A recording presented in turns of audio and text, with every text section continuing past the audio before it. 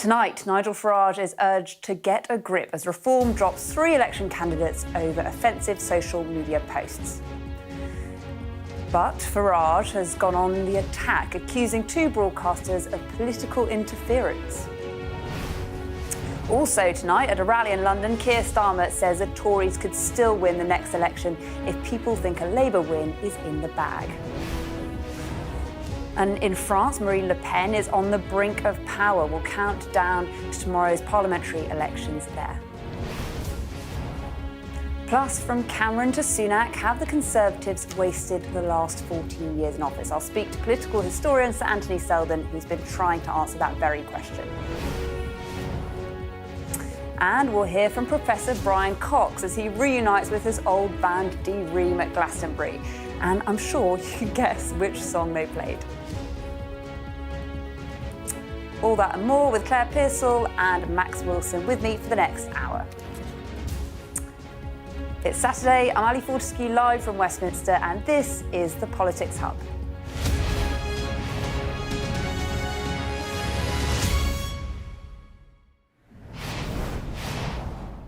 Good evening, welcome to the Politics Hub. Well, the wild card during this election, I think, has undoubtedly been Nigel Farage. And in the last days of this campaign, his party is under a new level of scrutiny. Today, Reform dropped 3 candidates over Reform's reports of offensive comments. 2 more have been accused of anti-Semitic posts, and that's after the racist remarks about Rishi Sunak caught on camera emerged yesterday. The party, though, have gone on the attack, claiming it's part of a stitch-up and accusing the media of being part of a political campaign. The Conservatives, meanwhile, aren't tiptoeing around Nigel Farage anymore. The gloves are well and truly off. In a row, some think they should have had much sooner. Our political correspondent, Serena Singh, has our top story. 3 candidates, all standing for Reform, now dropped by the party, following reports they made offensive comments about black people, Africans and migrants. Hello there, you're right. There had been claims some of the posts in question had been taken out of context. Now Nigel Farage has blamed a vetting company for failing to carry out proper checks. Another setback that means the party will have no one standing in one of its key target seats. In a statement, a spokesperson said, "We have removed our support for those specific candidates, and if elected, they would not be Reform MPs. Many have voted for Reform already via postal ballots, so don't vote for the candidate, vote for the policies." Campaigning in Hampshire, the Labour leader said Nigel Farage needed to grip the issues in his party. You set the culture, you set the tone, that's what leadership is about, and that's why I set about changing the Labour Party 4.5 years ago, and that took an act of leadership, steely determination, so that we could ensure the Labour Party going into this election is a changed Labour Party, putting forward, a manifesto for the future of our country. This all comes as Reform ramps up its battle with broadcasters over coverage of its campaign. Yes, the party has suspended these candidates, but this isn't a full-throated apology. Nigel Farage is continuing to push claims of a media conspiracy against him, filing a complaint with the regulator Ofcom and pulling out of a TV interview. The problem is that allegations now seem to be emerging as fast as they can be dealt with. This weekend, Sky News revealed that 2 Reform candidates have been accused of sharing anti-Semitic material. Anthony Antonio said the posts were automatically published online and did not reflect his personal views, while Jackie Harris and the party didn't respond to requests for comment. In Glasgow, the SNP leader said he believed the party's problems run deep. This is an ingrained problem of Reform. Nigel Farage has set this all up. He has stoked it all. With every word over all these years, he has incited all that intolerance and prejudice in our society. I want to have nothing to do with it, and I don't think there's anything Nigel Farage can do to stop it, because he created it. So good to see you. Yeah. From the Prime Minister, meeting veterans in Yorkshire today, no further comments. But amid a faltering Tory campaign, Rishi Sunak will no doubt be relaxed about more damage being done to his rival on the right. Well, as you might have noticed, that was actually Rob Powell, not Serena Singh. Rob is also with me now. Rob, I mean, the thing that I've really noticed is that Reform are clearly stepping up their attacks. They have come out all guns blazing. Tell me a bit about that. Yeah, you get a feeling that Reform and Nigel Farage may be under a bit of pressure because the kind of frequency and the ferocity of the attacks towards what they see as sort of pillars of the establishment, external actors responsible for this bad press, has stepped up today. As you heard in the report, there's that Ofcom complaint that they say that they'll be making a call to investigate, but they've also said that they'll go to the Electoral Commission, the electoral regulator, over that Channel 4 News undercover report. They say that was electoral interference. That was, of course, the report which Reform say was essentially set up, was using an actor, Channel 4, and the person involved say that that isn't the case, that that's not true. The Electoral Commission have responded this evening saying they haven't had anything from Reform. They've also pointed out that their remit doesn't include broadcasters like Channel 4 News and that they don't look into things like defamation either. Another complaint's going into Essex Police over the same report. And then you've got Nigel Farage pulling out of a BBC interview tomorrow and saying they'll be campaigning to scrap the licence fee. So, yeah, stepping up the attacks on the people they see as responsible for this wave of bad press.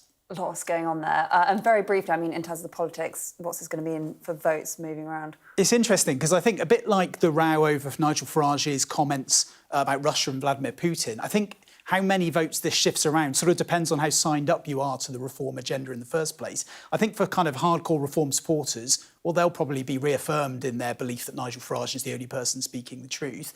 I think if you're a kind of wavering Tory, a bit grumpy with Rishi Sunak, but not dead set on going for Nigel Farage and Reform, like maybe all of this talk makes you feel a little bit more queasy. And I think there's one more thing I'd say. The last time I was at a Nigel Farage press conference was when they'd just overtaken the Tories in one poll. He was at that press conference saying, we think Reform should be treated as a big player now. We are the opposition. I think you can make a fair argument that actually being treated as a big player means getting more scrutiny as well. And that's potentially what they've had in the last week. OK, Rob Powell there, thanks so much for explaining that for us. Well, leaders of all the main parties have been united in their condemnation of those comments from Reform activists and candidates, with the Prime Minister noticeably and understandably upset yesterday. Well, I'm joined now by Sir Mark Spencer, the Minister for Food, Farming and Fisheries. It feels like this is the kind of moment that the gloves have really come off in terms of the Conservative attacks on the Reform Party and on Nigel Farage. Something that some of your colleagues are saying to me is, why didn't this happen sooner? Well, I mean, I think the mask has slipped a bit, hasn't it, really? And we sort of see what some of these Reform candidates are like. And it must be pretty scary, actually, for people who've heard those comments, who are affected by them. You know, they were pretty abhorrent. And, I thought the Prime Minister, when he spoke, was very powerful when he talked about his daughters and about how they had to listen to that sort of language. And I can see, for those British Asians and for people in this country, it's pretty scary language. You say the mask has slipped. Did you have any concerns about Reform before? Well, yeah, I mean, I think it's difficult to comment, to be honest, because those comments are so abhorrent. There's very little that you can say other than how shocking it is that someone in this country judges other people by the colour of their skin. And we should be judging people not on where they come from, what gender they are, but their attitude to life, their support for their community, their aspirations, their hard work. That's what should define people, not the colour of your skin and where you come from. And frankly, in this age, the fact that we're having this conversation is pretty sad. I guess the thing that I find somewhat confusing is that one moment I have a Conservative coming on the programme being put up by the party saying that they would welcome Nigel Farage into the party, albeit before these most recent allegations. You have, Priti Patel dancing with him at the conference. I think, you'd be forgiven for thinking that there aren't some people thinking there aren't huge ideological differences between the two parties in some ways. And now we've got you on the attack. It feels like one day we're hearing one thing from the Conservative Party, one day something different. I think the ironic thing is actually that lots of those people who are in Reform and lots of those who are minded or thinking about voting for reform do actually share the Conservative Party's concerns about the Labour Party and the tax rises that inevitably it will bring, the open borders that Keir Starmer will deliver. And the sad thing is, actually, a vote for reform will make that more likely to come to pass. And so you actually, by removing your support from the Conservative Party and passing that to reform, will deliver those tax rises by Keir Starmer, will deliver those open borders, will deliver a generation of Labour government when he gets into power with a huge majority and then changes the voting rules, changes the age of voting for us, and we'll end up in a place where we've got Labour for a generation delivering all of those things that those people who are sympathetic to reform don't want to see. So it sounds like you understand why you think there's ideological overlap with reform. Well, I mean, I think there are ambitions in both parties to lower tax. The only party that has the ability to do that, though, of course, is the Conservative Party. On the 5th of July, only 2 people will be Prime Minister. It'll either be Rishi Sunak or it'll be Keir Starmer. And if you don't vote for Rishi Sunak, if you're tempted to vote for another political party, you will, by your very nature, deliver Keir Starmer the keys to number 10. That will lead to tax rises, that will lead to open borders, that will lead to all of those challenges we know that are coming. And it could end up with a generation of Labour control, simply because he'll change the voting rules, he'll give votes to 16-year-olds, and we'll end up in a place where all of those things that lots of... Well, we don't have Labour on this evening, so we can't put all your claims to them. But I'm here to talk about reform. I mean, I guess, what do you say to your colleagues that say they'd welcome Nigel Farage into the party when you've been extremely critical of his party this evening? Well, what I say is that the people should be thinking about voting Conservative if you want to deliver all of those things that I'm talking about. Because, as we said, there are only 2 people will be Prime Minister, either Keir Starmer or Rishi Sunak. And if you're tempted to vote for reform, you'll end up in a place where you accidentally deliver the keys to number 10 to Keir Starmer. Now, I think those who are minded to vote for reform should stop and think about that. Stop and think about what they will deliver and for how long, because I don't want to see working families, working households up and down the country giving extra £2,000 worth of tax bills. I don't want to see our borders become completely open. I want to make sure that we can control our immigration. The only way you deliver that is by voting Conservative. OK, I want to ask you, I mean, we're just a few days away from the end of this campaign, so I kind of want to ask you a few broader questions, because you obviously have been a long-time ally of Boris Johnson. Do you think he'd be doing a better job in this election campaign? I mean, things haven't gone well for Rishi Sunak. Yeah, I think that's unfair, actually. I mean, I think most people, when I'm talking to them on the doorstep, do get the big issues, do understand the big challenges. And of course, they're a bit grumpy with us because we've gone through COVID, we've gone through the war in Ukraine. That has given people a lot of pain through rising costs and rising bills in their households. They understand that is a huge challenge, but also at the same time, I think people are just starting to recognise we have turned that corner, that Rishi's managed to get inflation. You basically think Rishi Sunak's been unlucky, is that what you're saying? No, I think actually we've as a nation, as a globe, we've been unlucky having a global pandemic. There's nothing unlucky about Putin invading Ukraine. That's entirely his fault. But it has caused a lot of pain for people, not only in the United Kingdom, but all around, certainly Europe and the West. Now, we were the ones holding the can at that moment in time. I wholly accept that. Now, I think the point is we're just starting to get that back under control. We're actually growing faster than other countries now. We've got inflation back to a level which is manageable. And I think now is not the moment to put all of that at jeopardy and hand the keys to Keir Starmer, where we'll go in the wrong direction by taxing people and opening our borders up. I think let's stick to the plan and let's keep Rishi back in number 10 so that we can carry on that journey. Talking of things going in the wrong direction, you once said that people in the real world don't care about lockdown parties. How do you feel when you look back to that comment now, given that was a moment that the polls for the Conservative Party started to go in the wrong direction?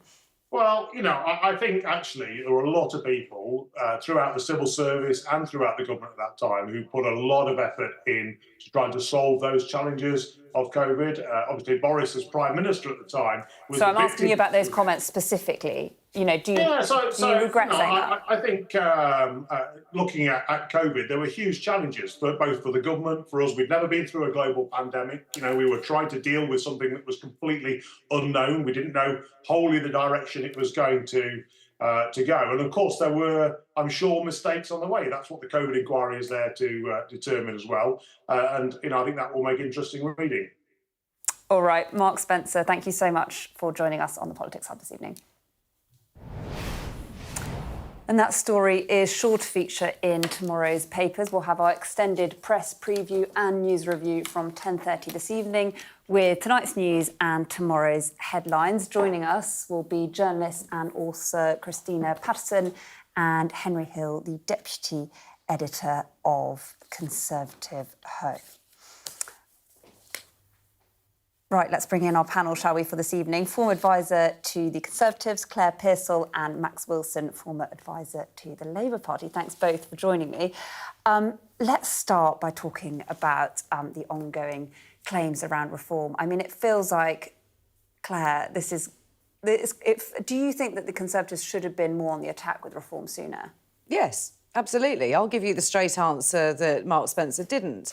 It's one of those unsurprising things that Nigel Farage, leading a party, basing it on an anti-immigration stance, which is his main policy, was always going to be loud and brash and against the Conservative Party. He has made so many comments about how he would like to see the end of the Conservative Party. He doesn't rate them in any way, shape or form. So why anybody would tiptoe around saying, oh, we need to be nice to him, is absolutely beyond me. And this is also election time. Different parties are standing on different mandates, and surely you need to go out there and tell everybody why you're the best.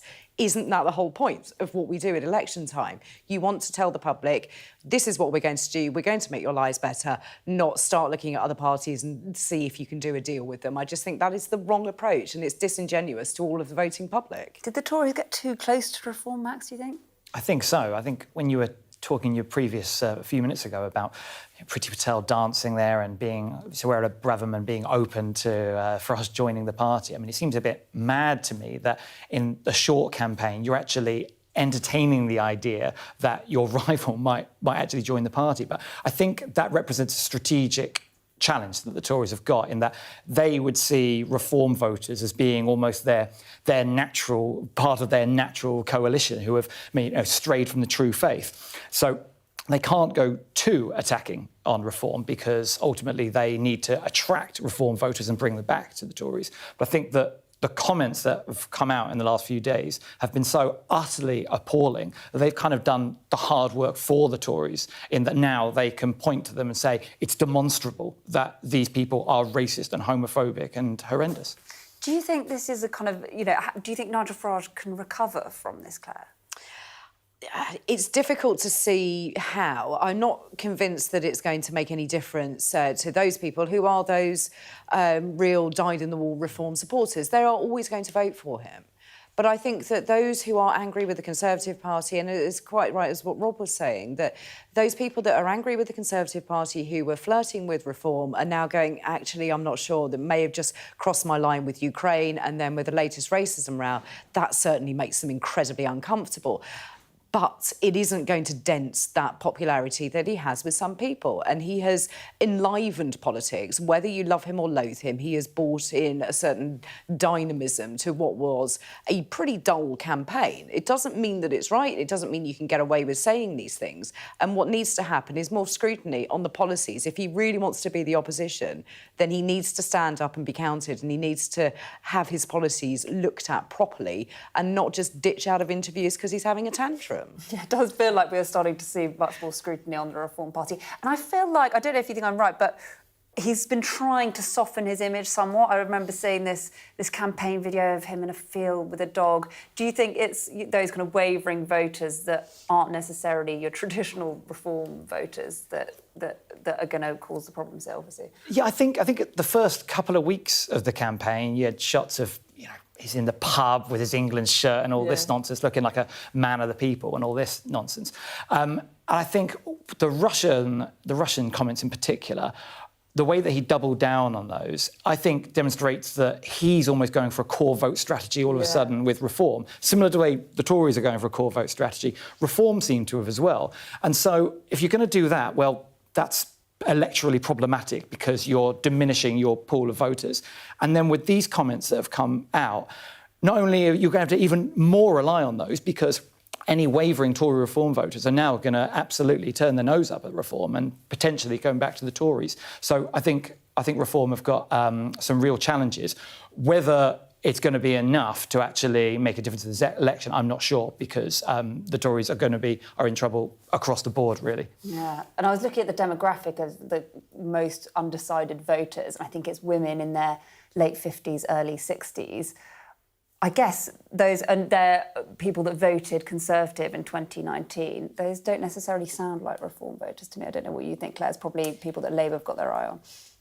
It's difficult to say, and it's always the problem with undecided voters, because I think a lot of the tribalism of voting of the past has gone. We all used to look at how your parents, your grandparents voted, where you lived, and you could extrapolate out. And I think that's very different. Demographics have changed. People's lived experiences have changed. I think it depends where they are in the country.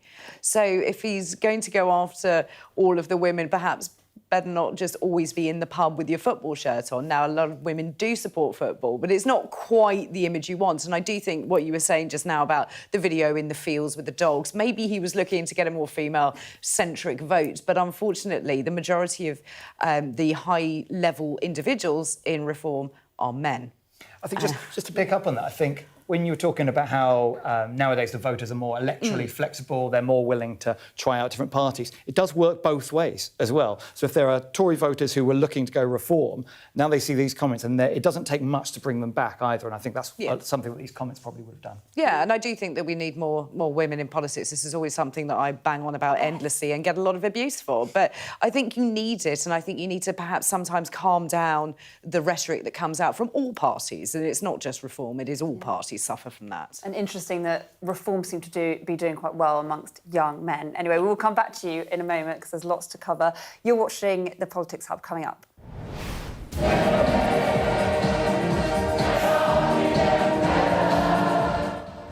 Echoes of 1997, we've been speaking to Brian Cox as he rejoins his old bandmates in D Ream at Glastonbury to play their Blair-era hit.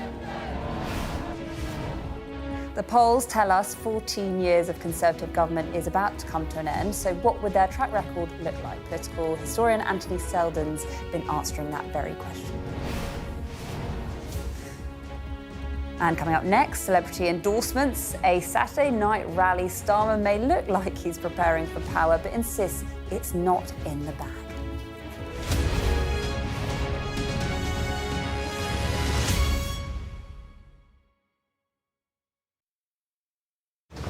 Sky News is getting ready to move in for the election. Hiya. All right, mate. Out you go. Sorry?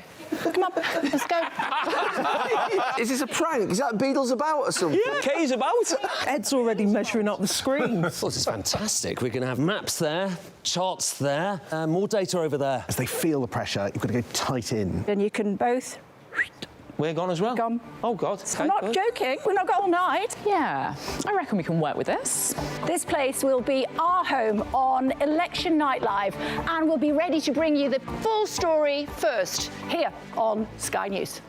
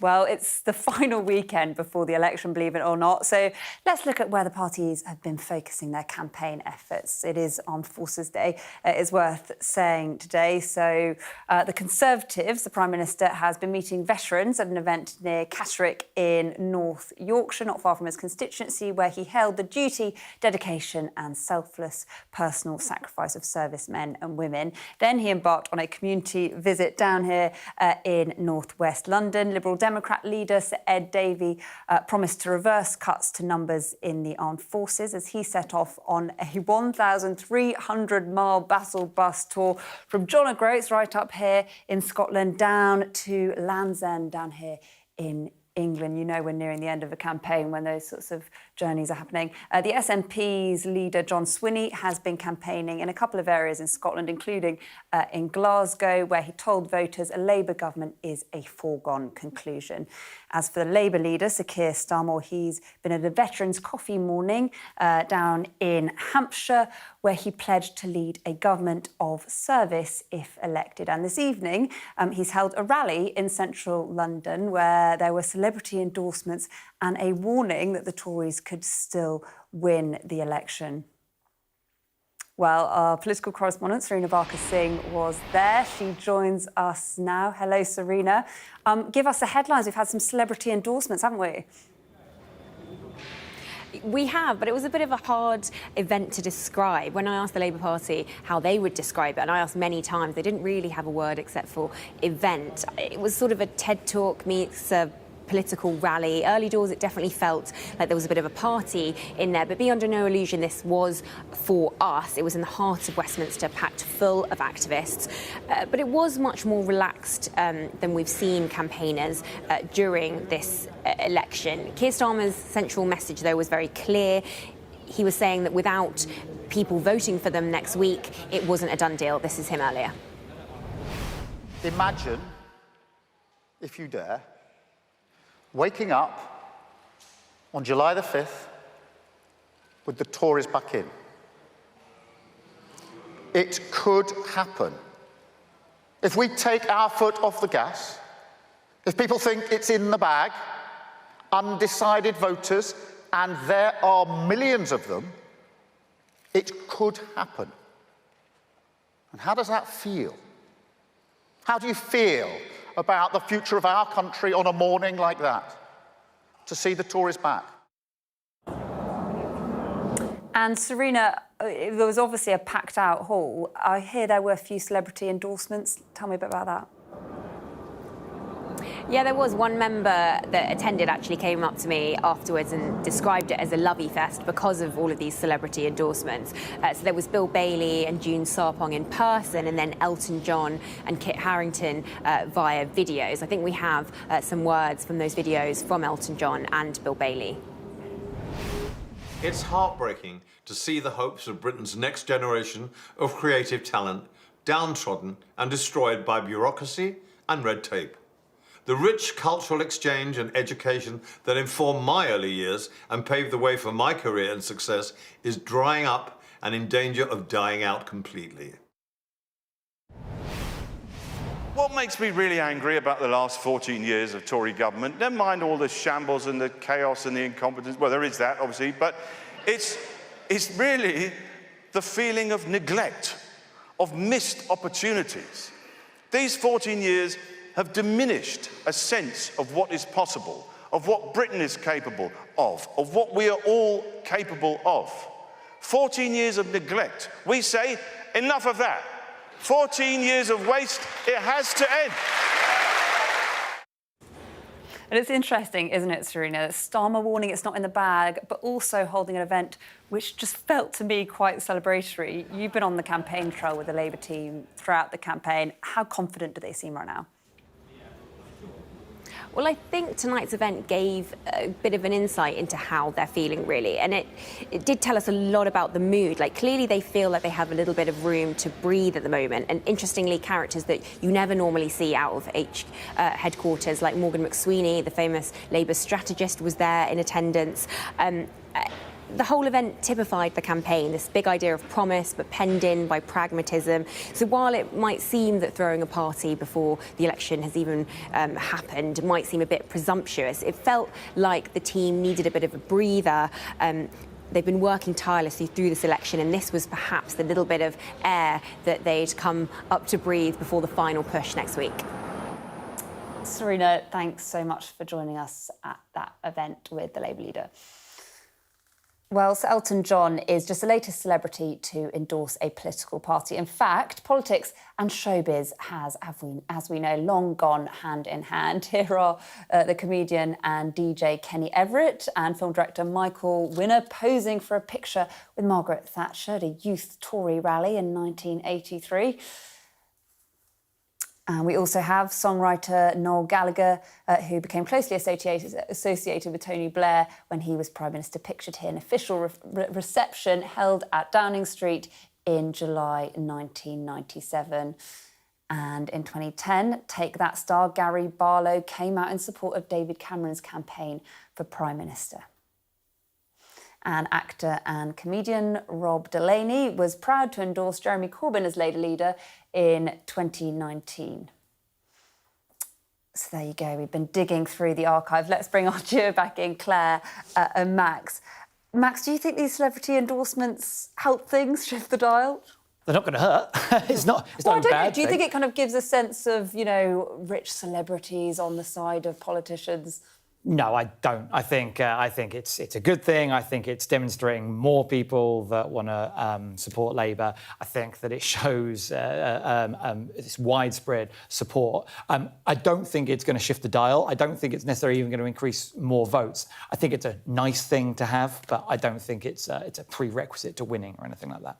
The sense I get, Claire, from the Labour Party is, yes, they say they're not being complacent, but I just feel like I've seen that tension at the start, the middle of this campaign, just kind of lift a bit from their shoulders in the last few days. And they do seem, you know, it does look like there is probably going to be a Labour victory if the polls are anywhere near right. Do you think they're kind of not complacent, but do you think they're much more confident now and relaxed, I guess?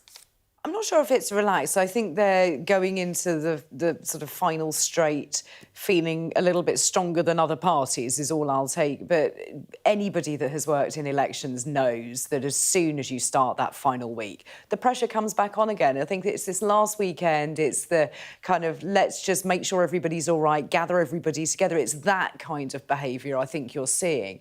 I don't think there's complacency. I don't think there's celebratory mood either.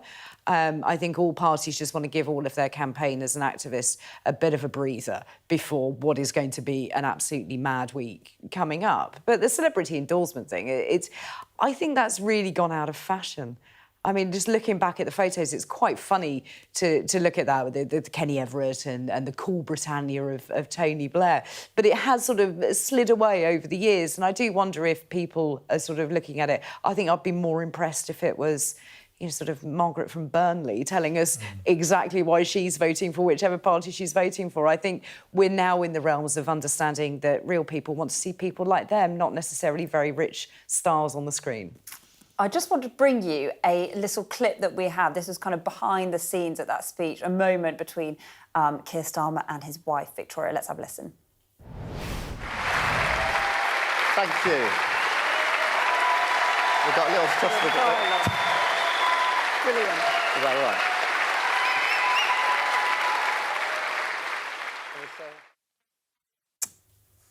Was that all right? Max, what do you think? I mean, we haven't seen much of Victoria Keir Starmer's wife, have we? Yeah, that's deliberate. It's a family decision that they want to keep the focus on Starmer and not his family, which is perfectly reasonable. Do you think it helps, you know, having this kind of these personal moments out on TV? It does, absolutely, because it humanises, right? At the moment, I mean, Starmer has been accused of being slightly straight-laced, and I think having his wife by his side does actually bring that human side to him, makes him more relatable as well. I think also that it's been quite clever the way that the Labour campaign have held back the use of Victoria, because when she does make an appearance, it's that much more powerful, I think, such as today, which I think was just a lovely moment. The other one being that lovely photo of them at the Taylor Swift concert at Wembley. I think it was just a lovely, wholesome image.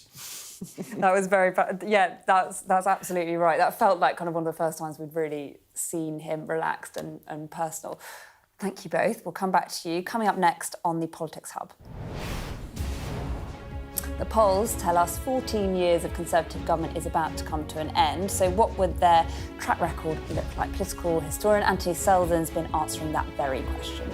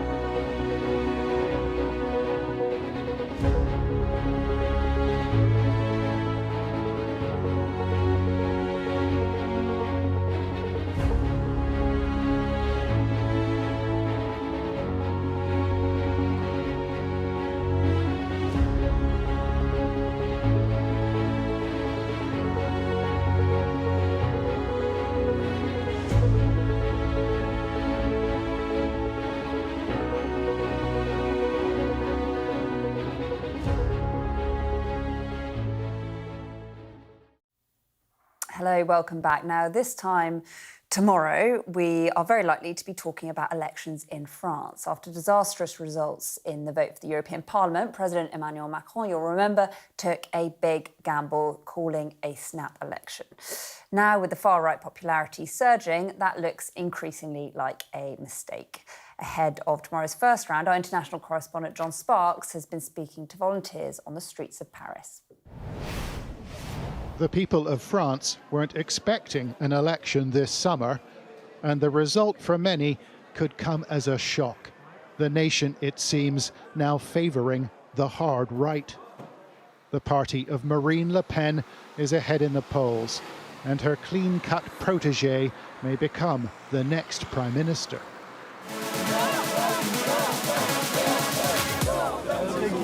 C'est gentil, merci beaucoup. Bonjour. His name is Jordan Bardella. Just 28 years old, he's the new face of a party long accused of racism. But National Rally, formerly called National Front, has done a revamp, promising voters tax cuts and salary hikes, although old ideas remain. Immigration will be slashed, he says. French citizens will come first in diverse communities like this. It's called Drancy, where Bardella was born to an immigrant family. But he's used stories about it to justify the party's hardline policies on immigration and crime. He doesn't represent Drancy, he represents the National Front. It will always be the National Front for me, and he doesn't represent the views of this town. What would you say to him? I'll tell him to go and see what's happening in these neighbourhoods. He will see that what he claims is the opposite to real life. As president, Emmanuel Macron didn't have to call an election until 2027, but his coalition was trounced in the recent European poll, and he said he was obligated to give the public a say. That is a decision he may come to regret when the polling stations open for voting in the next few hours. But the scene is set. National rally with an opportunity it says it's ready to seize. One thing is clear. The country is about to step into the unknown. Dans cette élection, plus d'une centaine de candidats. In a key national debate, Macron's Prime Minister, Gabriel Attal, went on the attack. 1 in 5 national rally candidates guilty of racism, anti-Semitism, homophobia. Bardella shrugged it off. Attal lacks all credibility, he said. National Rally has long harvested votes in the Rust Belt communities of northern France. But their appeal is spreading as the electorate moves right. For many, Bardella and Le Pen have the answers. First of all, about the cost of living. It was very, very hard for people to just eat every day. I think that many people think that Marine Le Pen and Jordan Bardella are the best personality to change their life. They've got plenty of problems in Paris. The Seine, which will host events at this summer's Olympic Games, has been judged too dirty for use. But the politics of France may prove decidedly worse. A difficult summer awaits the capital. John Sparks, Sky News in Paris. Well, back to the UK election now. With the election just a few days away, the opinion polls continue to suggest that there will be a change of government come the 5th of July. Some are already beginning to reflect on nearly a decade and a half of Conservative rule and its place in political history. Well, I'm pleased to say joining us now is the historian and author, Sir Anthony Seldon, whose new book, The Conservative Effect, 14 Wasted Years, covers that very topic. And I know you've written a whole book on this. It's going to be very hard to summarise in an answer, but I guess what are your main reflections on the last 14 years? So does have a question mark on the title, 14 Wasted Years. It's asking a question, and I mean, quite a number of things happened that were good. I mean, education is one example where standards rose. So there were some good developments in pensions, aspects of pensions, aspects of science, aspects of the arts, universal credit. But overall, growth and productivity has been stagnant since the global financial crisis of 2007 to 8. And if we look at health, if we look at transport, if we look at housing, if we look at the state of defence, if we look at Britain's position in the world, we don't see the different historians and academics who wrote the book. They're all very senior and, I think, objective in their own fields. There isn't the kind of significant change in the standard of all those various areas and others that we have tended to see in prolonged periods of Tory government in the past, like 1979 under Thatcher finishing with Major, or even under Labour from 1997 to 2010. So some progressive, important and incremental changes, but overall a disappointing performance, frankly. It hasn't been going all the way back to the 1840s when the Conservative Party appeared. It's hard to think of any period of single-party domination by the Conservative Party that has achieved less than the party has achieved since 2010. Why do you think that is? Do you think it's partly down to the kind of infighting, I guess, that we've seen in the last 10 years? So I think that's certainly something. I think the Conservative Party is clearly very unsure what it believes in. I mean, is it the party that wants big spending for levelling up, or does it want very low taxes and low spending? Is it the party of Brexit, or is it the party that wants to build good relations with Europe and somehow can't quite let Brexit go? It's a very confused party at the moment. Immigration is another area that it tried to prioritise on, as on law and order and criminal justice, traditional Tory strengths, where the record is again poor. So I think Tory infighting hasn't helped, but there are other factors.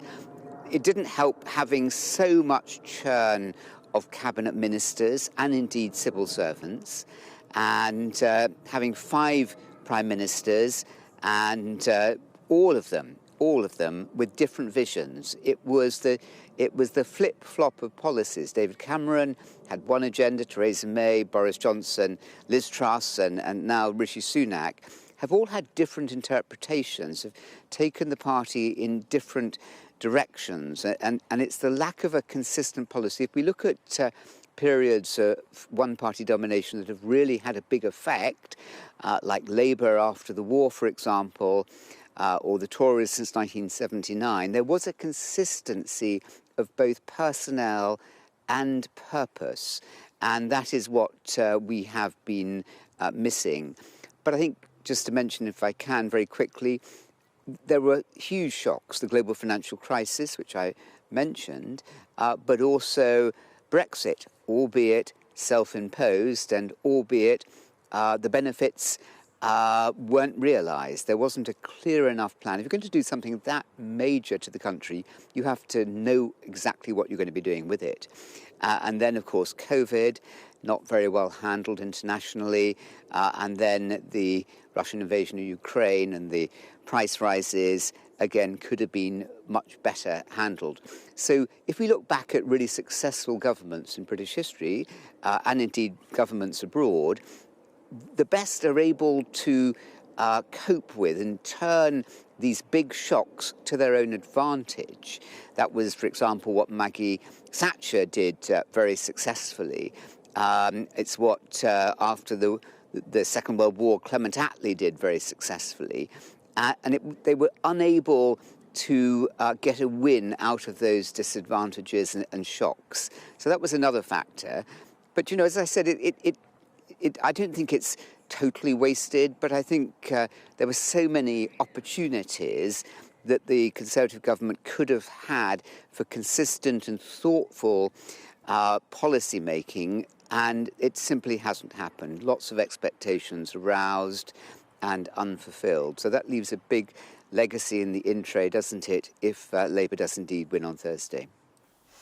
And I'm sure you've seen some of the polling. Do you think that we're about to see a kind of sea change in the Conservative Party? Is this the beginning of the end of the party as we know it? Do you think it's going to change significantly?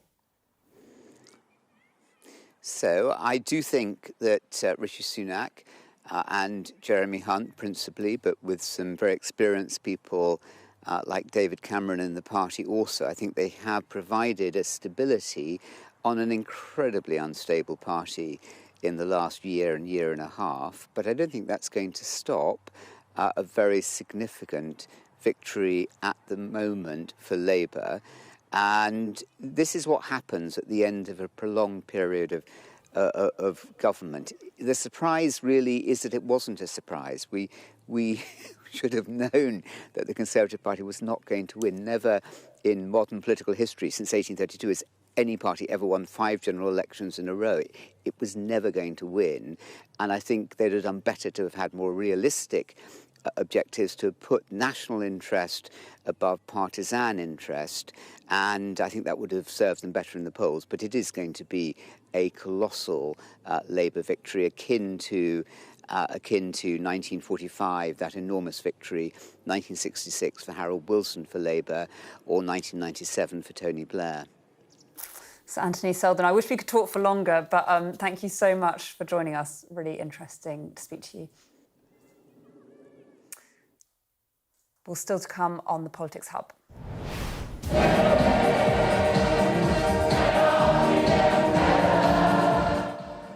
Echoes of 1997, we've been speaking to Brian Cox as he rejoins his old bandmates in D Ream at Glastonbury to play their Blair era hit.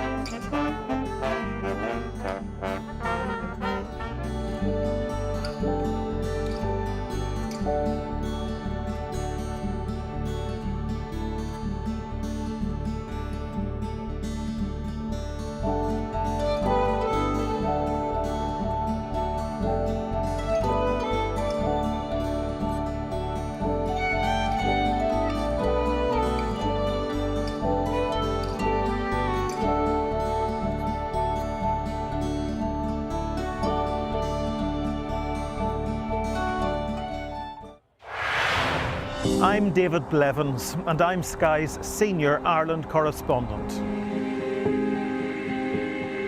I'm based in Belfast, a city transformed by peace, but still struggling with its past. Politically, the two sides are as far apart as ever, and it's over that question of who has sovereignty in Northern Ireland, the very issue that's been the source of tension here for generations. It takes 60 minutes to cross the Irish Sea. It took the British monarchy a century. I've spent 25 years reporting the journey from conflict to peace.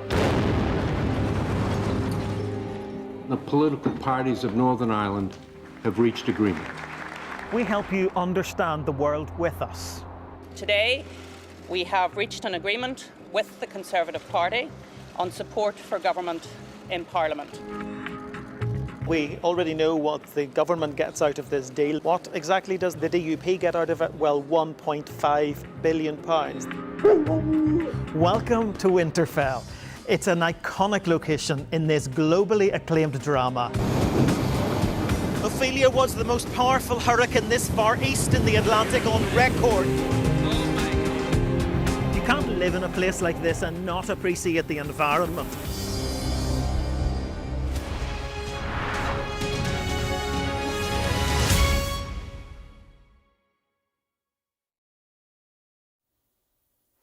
Hello, welcome back to the Politics Hub. Well, when Rishi Sunak called the general election on that rainy afternoon, I'm sure you'll all remember, in Downing Street 38 days ago, protesters had a speaker up against the gate at the bottom of the street, blaring out Tony Blair's official Labour anthem from back in 1997, which of course was called Things Can Only Get Better by D Ream.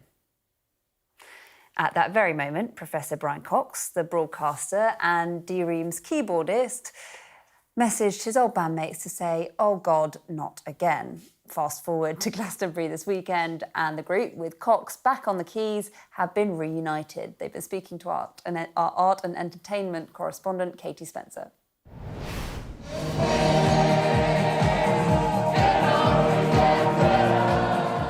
The last few weeks, has it been very strange that it's been playing again, but outside of a different leader? The first time I saw it on TV, I did laugh. And then I immediately went, I didn't say this, the exact words, but it was, "Oh God, not again." And the next thing I know, the phone's like ringing off the hook, and we're getting offers. We had an offer to get on a van and sing Things Can Be Better at the bottom of Downing Street from some advertising company who were going to stick some logo. And we made that go away by asking for 100 grand.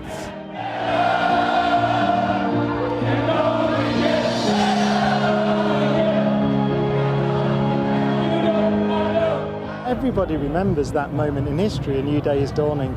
But as you said, I mean, this old saying, isn't it, all political careers end in failure, which they do. So I suppose, as you said earlier in the week, if your song becomes associated with a particular politician or political party, that song will ultimately end in failure and people's ideas will change. Whereas it's to me, it's a joyous song of change, it's a protest song.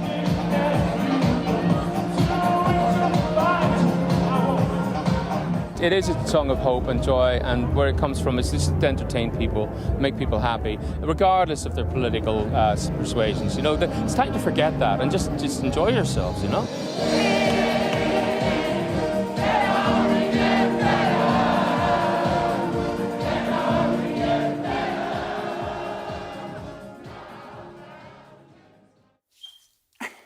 It is a good song. But let's bring our duo back in, shall we, Claire, Max? Max, I mean, has Rishi Sunak got over this? And what does this song mean to the Labour Party? Two very different questions for you.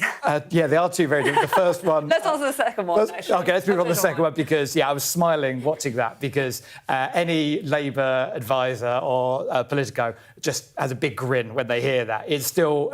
If you've been to Labour conference, I don't know whether you've been to a Labour students' disco, but it's a floor filler when that goes on. It's still got this sort of mythical quality. It's almost like an unofficial anthem. And I think it's partly ironic, but it's a really good song. But also, it does hark back to Labour's most successful time. So I think I'm not surprised that it's coming back now, because it's making people dream of winning again, maybe. And Claire, unfortunately, we're running out of time, but in a word, do you think Rishi Sunak's recovered from that music blaring out when he announced the election? I'm afraid not. That earworm's going to be with him for a long time.